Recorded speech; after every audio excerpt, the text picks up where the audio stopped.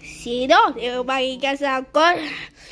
Hindi kita dito. Yan ang mami na. Hindi ako hindi magkikasakot.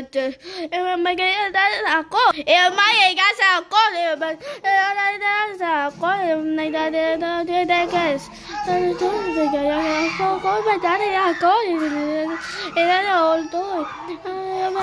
Itong taong gulang na si Shane ang tanging nakaligtas sa krimen sa lalawigan ng North Cotabato noong 10 ng Disyembre taong 2021.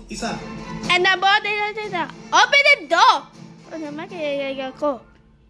Anong ginagawa mo nung naganap ang krimen, Ina? Nasa kwarto po kami ni Gwen nung pumasok yung 3 lalaki sa bahay. Tapos, narinig namin sumigaw si Boy. Ito ako, niya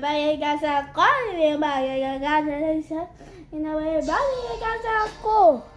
Kasama niya na sina Crisel Gwen, 18 taong gulang, at Chrisville Luis o Boy Boy, 16 na taong gulang.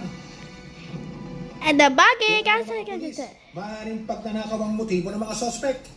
Yung area, parang magulo. Nagkalat yung mga ginamit na weapon. Hindi na bad! Ay, kaso. Yung drawer, bukas, nakahack na bukas yung mga drawer nila.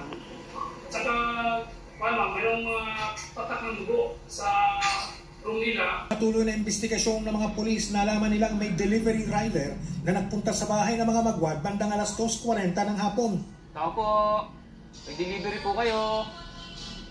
And the bagay ko. Yung tindahan doon, mayroong Ito po. Naputri sa lota.